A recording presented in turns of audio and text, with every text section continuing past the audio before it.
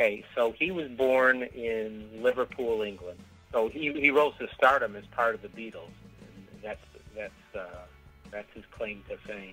So he started a band. You know, he's a big fan of like Elvis Presley and Buddy Holly, and they're big early rock and rollers in the 1950s.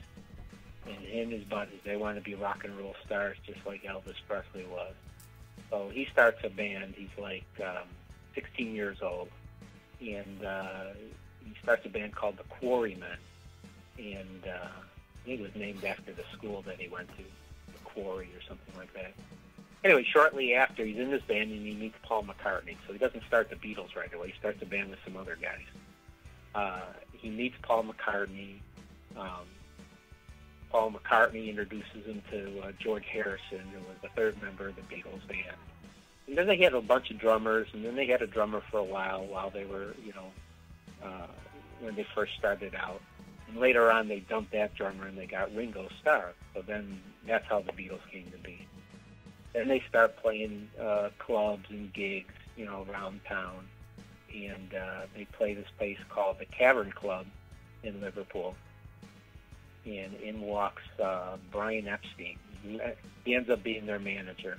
His parents owned a record store in the area. He was the manager of the record store. And he saw the Beatles. He thought they were great. And they didn't have a manager. He says, "Let me be your manager."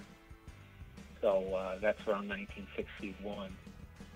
So then he becomes their manager. He gets some more gigs, and they start touring around England, and they go off to Germany, and they tour around, in Europe around there. But they didn't really become famous until they went to the United States, and that was the big break. If you can make it, in America, that's what their big goal was.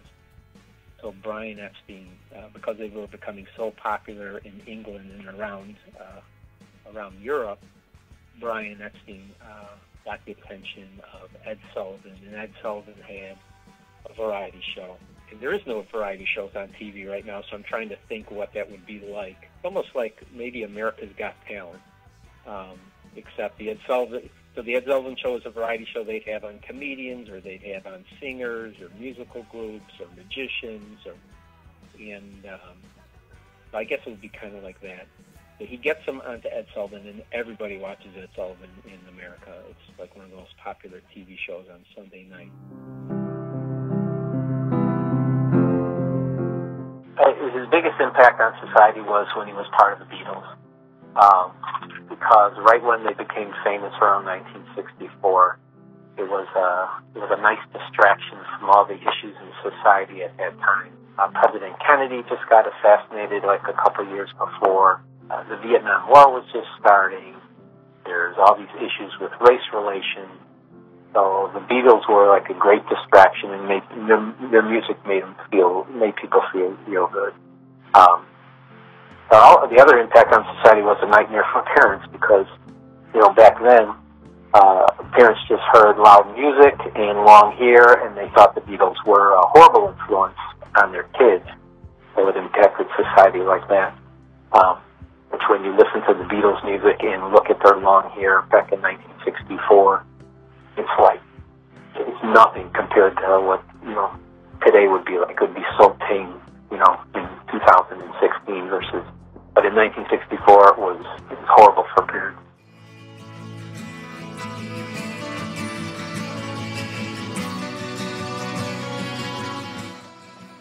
People looked at him, he was so popular because of his music. And I think what he did is he tried to use that popularity to promote what he thought was most important, and that was peace. And he wrote a song, "Give Peace a Chance," and he would hold demonstrations in support of peace, which was, he was against all wars, and the Vietnam War was going on right at that time, in the late 60s and early 70s. So he would hold demonstrations. He would have a thing called a bed-in, and him and Yoko Ono would just get a hotel room and stay in bed for like a week at a time and invite all these reporters over, so it would help, bring attention in the media to the importance of peace and the importance of not being in the Vietnam War.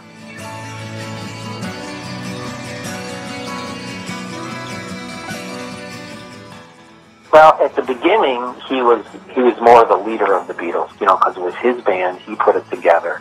So, but he didn't necessarily stand out as the Beatles went on during time. It was more him and Paul McCartney. They like were the sheer creative force behind the Beatles. He stood out in the fact that maybe he was more outspoken. He spoke his mind on things that other people wouldn't speak out about. Like for peace or against the wars or things like that. Back then, celebrities didn't really come out with political agendas or against anything.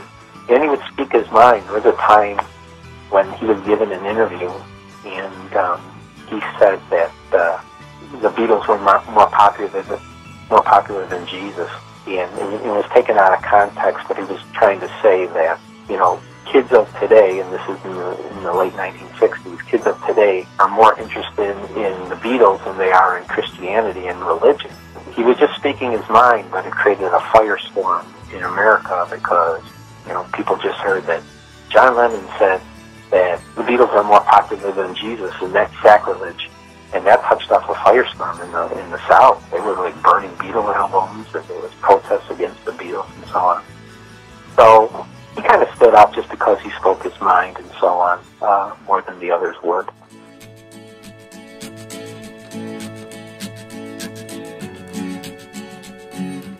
I think he left. He was just tired of being a part of the Beatles. He was just tired of being part of a group. And he was tired of the daily grind of being part of a group and the celebrity and the expectations. And he just wanted to do his own thing with Yoko Ono. So near the end, a lot of people blamed Yoko. When he met Yoko Ono, she broke up the Beatles. But he didn't want to be with the Beatles anymore. He wanted to spend his time with Yoko.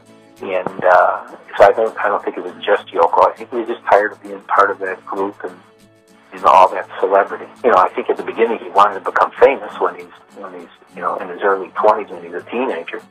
But then after a while he was tired of it, and he just wanted to leave it. Musically, I think he was probably better with the Beatles because the other part of the creative force in the Beatles was Paul McCartney, and he got at the beginning. He got along great with Paul McCartney. They had their falling out, years later at the end of the Beatles. But at the beginning, they worked so well together. They collaborated so well together. So musically, I think it made them better. And not just collaboration, but he almost had like a competition with Paul McCartney. He was always trying to write better songs than Paul would. And Paul was the same way. It drove Paul to be better as well.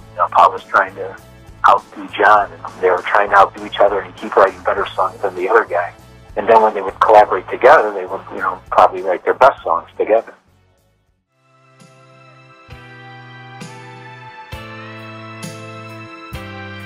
Probably today, I think his most famous song might be right after he left the Beatles. It was called Imagine. And one of the lines is, imagine all the people living life in peace. And it was just a song about peace and so on. And it's a really nice, it's not just a catchy song and so on, but it has a lot of meaning to it as far as the peace. And I think he's a lot of people know him because of that. So that might be his most famous song outside of the Beatles.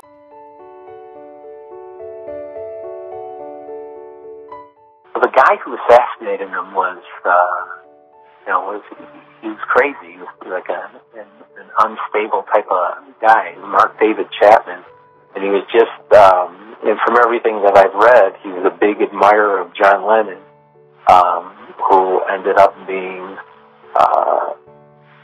very critical of John Lennon because of like the statements he would make against, that statement I talked about before where the Beatles are more popular than Jesus, and Mark David Chapman became very religious later on, and he thought that was very, that was like heresy that John would say that.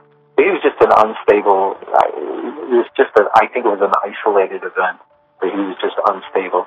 But later on they found out that he wasn't going to just kill John Lennon, he had a list of other celebrities that he was looking at killing as well. And John Lennon, that was the one that happened. Well, that was very sad. You talking to that boy again? I'm gonna let you down and leave you flat.